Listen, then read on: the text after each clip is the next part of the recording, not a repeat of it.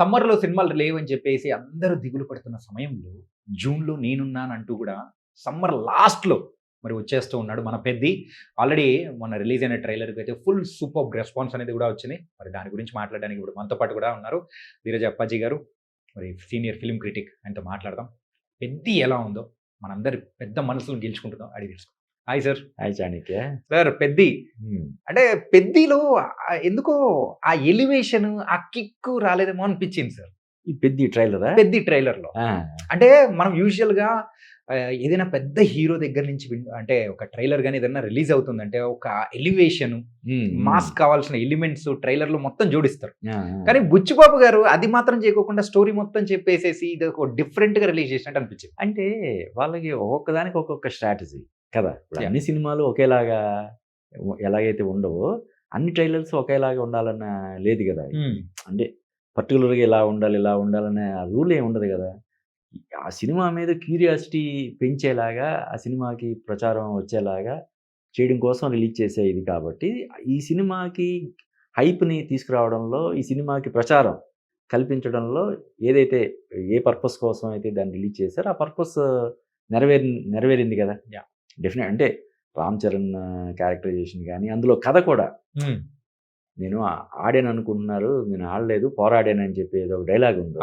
ఆ డైలాగ్ అంటే ఆట ద్వారా అతను ఏ విధమైనటువంటి పోరాటం చేశాడు అనేది ఇప్పుడు ఒక హుక్ పాయింట్ లాగా ఉంది కదా!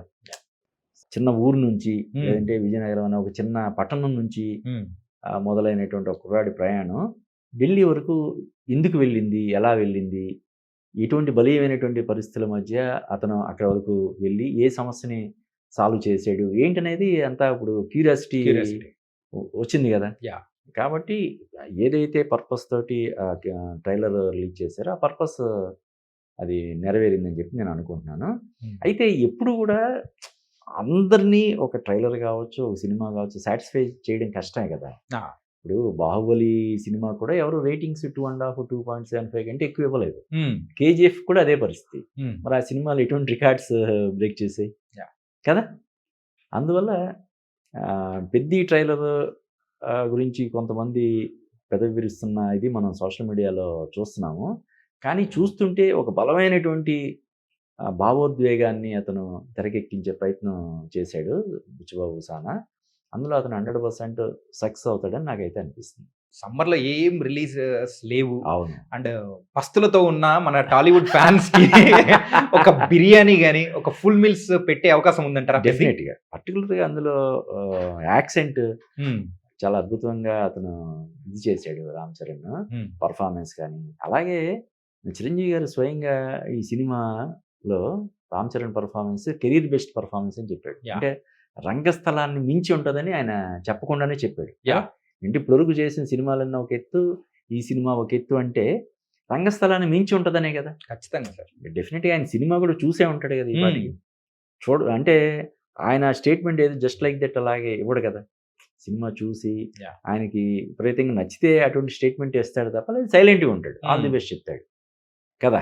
ఎంత తన వారసుడు సినిమా అయినా కూడా సినిమా బాగుండకపోయినా తనకు నచ్చకపోయినా కూడా ఏదో హైప్ తీసుకురావడం కోసం అని చెప్పి తనకున్న గుడ్ విల్ని ఇదంతా ఆయన ఇది చేసుకోడు కదా.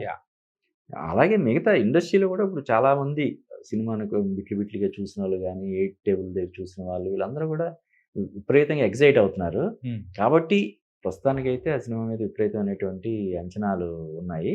అంచనాలకు తగ్గట్టుగా ఈ ట్రైలర్ ఉంది. అయితే నువ్వన్నట్టు 3 నిమిషాల ట్రైలర్ అనేది కొంతమందికి ఆ నిడివి పరంగా కూడా కిక్ ఇవ్వడం లేదు.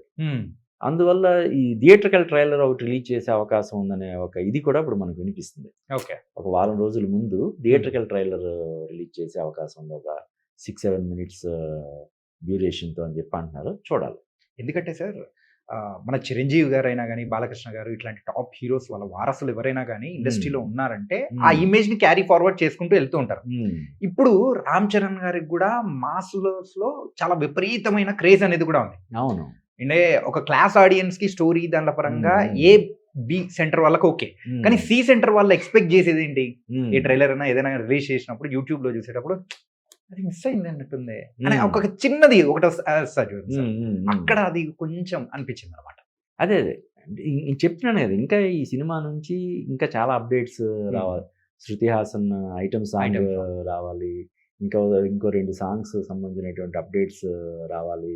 ఇలా చాలా చాలా ఉన్నాయి కాబట్టి ఇంకా సినిమా ఇంకా 2 వీక్స్ ఉంది కాబట్టి మనం ఇప్పుడే ఒక అంచనాకి రావడం అనేది కరెక్ట్ కాదేమో అని నాకు అనిపిస్తుంది. ఓకే. అండ్ సార్ ఈ మూవీ ఖచ్చితంగా కొత్తగా రికార్డ్స్ ఏమైనా క్రియేట్ చేసే అవకాశాలు ఉంటుందా టోటల్ పాన్ ఇండియా వైజ్? అంటే అంతే కదా, ఇప్పుడు ప్రతి సినిమా కూడా దానికి ముందు ఉన్నటువంటి రికార్డ్స్ బ్రేక్ చేయడం అనే టార్గెట్ తోటి వస్తుంది.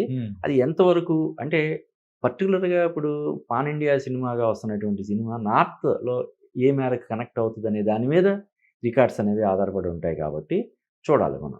ఈవెన్ వేరే లాంగ్వేజెస్ లో రిలీజ్ చేసిన ట్రైలర్స్ దాని వ్యూస్ అనేది కూడా చూస్తూ ఉంటే పోటాపోటీగా ఇవ్వడం కానీ అందరి దగ్గర నుంచి రెస్పాన్స్ రావడం కానీ చూస్తూ ఉంటే పెద్ద ఏదో పెద్దగానే సాధించబోతుందని మాత్రం అర్థమవుతుంది సార్. అంటే ఆ టైటిలే చాలా యునిక్ టైటిల్ కదా. పెద్ది అనేది ముందు టైటిల్ అనౌన్స్ చేసినప్పుడు ఏంటి పెద్ది ఏంటి అని అనుకున్నారు, కానీ ఇప్పుడు ఆ టైటిల్ చాలా మేజర్ ప్లస్ పాయింట్ అయింది ఆ సినిమాకి.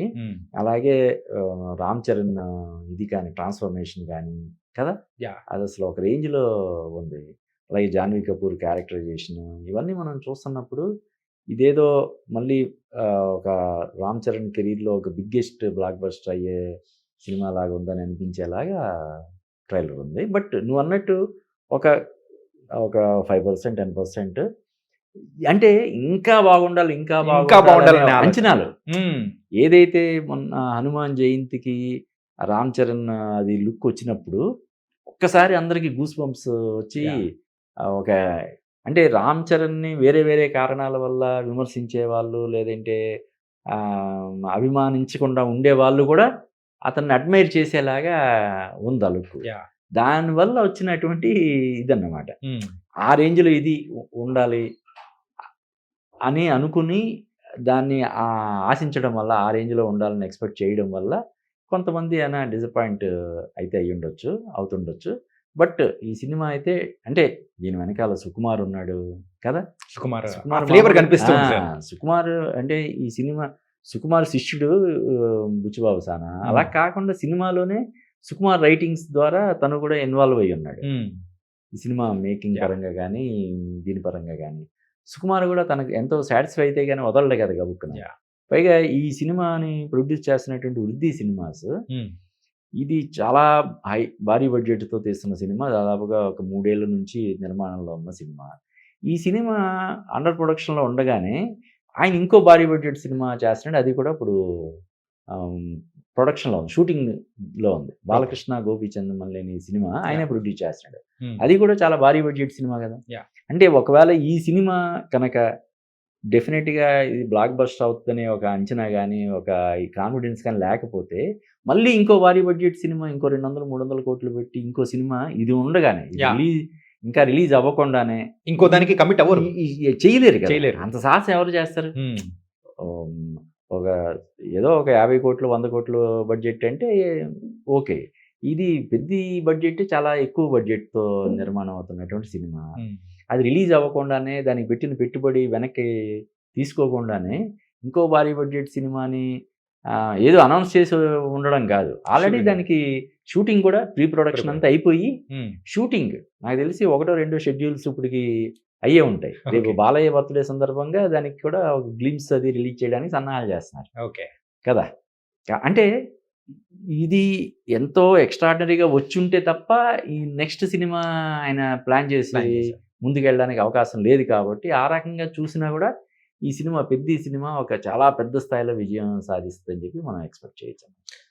So super sir. మొత్తానికి అయితే బోల్డ్ ఎంతమంది క్యాస్ట్ ఉన్నారు అండ్ రామ్ చరణ్ గారి ఎమోషన్స్ అన్ని చూస్తూ ఉంటే ఏదో అందులో వేరియేషన్స్. క్రికెటర్ ఉన్నాడు, అందులో రన్నర్ వీటన్నిటిని ఎలాగా అంటే ఒకే వ్యక్తి 3 క్రీడల్లో నిష్ణాతుడిగా ఉండడం అనేది ఎలాగనే దాన్ని కూడా దాన్ని ఒప్పించాలి. సో కథాపరంగా దీనికి కూడా చాలా పెద్ద కాన్వాస్ ఉన్నటువంటి కథలాగా మనకు అనిపిస్తుంది. దాన్ని ఏ విధంగా తెరకెక్కించి ఉంటాడు బుచ్చిబాబు సానా. అందులోనూ టెక్నీషియన్స్ రత్నవేలు సినిమాటోగ్రఫీ కానీ, ఏఆర్ రెహమాన్ మ్యూజిక్ కానీ మామూలుగా ఉండవు కదా. ట్యూన్స్ పరంగా రెహమాన్ ఎప్పుడైనా డిసప్పాయింట్ చేసాడేమో కానీ బీజిఎం పరంగా ఇప్పుడు అతను తగ్గడు Yeah. కదా. ఫలానా సినిమాలో రెహమాన్ బ్యాక్గ్రౌండ్ స్కోర్ అంతగా లేదు అనే విమర్శ ఇప్పటివరకు నాకు తెలిసి ఎప్పుడు నేను వినలేదు కదా. ట్యూన్స్ పరంగా కానీ లక్కీలీ ఈ సినిమాకి ట్యూన్స్ పరంగా కూడా రెహమాన్ అద్భుతమైనటువంటి ఇప్పుడు రిలీజ్ అయినటువంటి 2 పాటలు కూడా అద్భుతంగా చార్ట్ బస్టర్స్ ఉన్నాయి కదా. కాబట్టి ఆ విధంగా చూసినా ఇలా ఏ రకంగా చూసినా కూడా ఈ సినిమా రామ్ చరణ్ కెరీర్లో అంటే ఒక రంగస్థలాన్ని మించి ఉంటుందని చెప్పి మనం ఎక్స్పెక్ట్ చేయొచ్చు.